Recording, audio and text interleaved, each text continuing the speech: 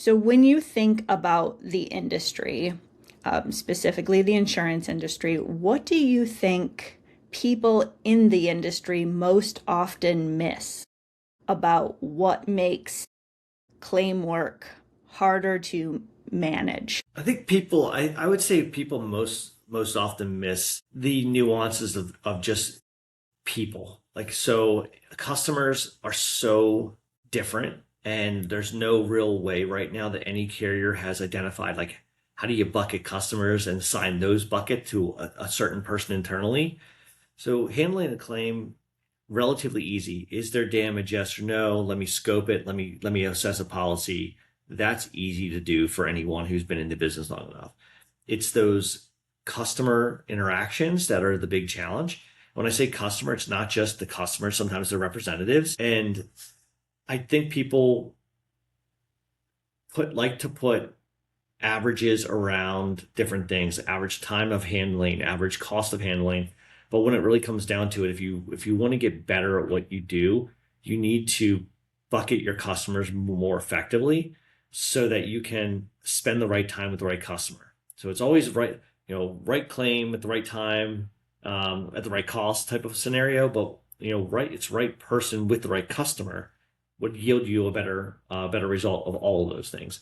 Um, so I think that that's a big challenge for people, and people just tend to miss that, and they tend to just say, "Hey, listen, you had this claim like that, like you did good or you're bad, and that's based on this quality assurance score," and they miss the fact that, like, maybe that customer is just purely unreasonable, or maybe that customer didn't get what they needed because your constraints were too big on or too much for a vendor. Um, if you're tying me to claims closed per day, I'm going to seek to close claims per day, and I have to give up something. And if you're putting me on day rate, then I'm going to spend more time with customers, and that's going to make me close less, and that means more days, right? Like, so there's the it's very difficult to balance it in the way that we structure our business today. I think that people within the industry miss that a lot.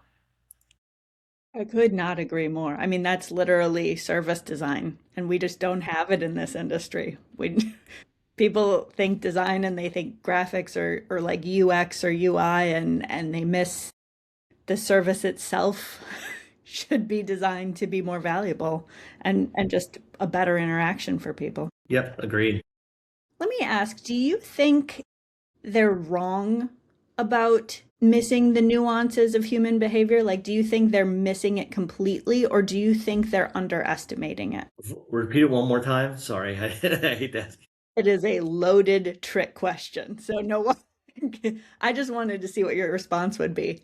Do you think they miss it completely, that there are these nuances in human behavior that drive performance, or do you think they just underestimate it? I think I don't think they miss it completely, but I think that they like to say that they're addressing it. But when they look at when it's on paper, it's clear what they're trying to address. It's clear they're trying to address metrics, not people. Um, what can yield me a better customer service score on average? What can yield me a better cost on average? What could yield me a better indemnity payment on average? Um, so I think that they think they're trying to solve for it, but they're not. Um, because I think that there's a level of what they don't understand what the yield is going to be. And when you can't measure something, especially when you go to the larger carriers, if you can't measure it, why work on it? Because at the end, because I remember when I had clear metrics for what I needed to do, and if my goal was to find $1 million in expenses a year that I could reduce but not lose anything else, then that's what my goal was. And I was going to find that $1 million. And if I can't easily quantify it, I was going to push it to next year. And that keeps happening. Yeah, I agree. I was actually in a meeting once where this guy was talking all about how he moved the customer sat score from 7 to 6. And I mean, I had to wait till the whole thing was over, but I was like, could you, what are those numbers? Like, what are people saying? I'm a 6, I'm a 7. Like, what are you measuring? He didn't know. That's, yeah, yeah. I mean, Okay. crazy. So great.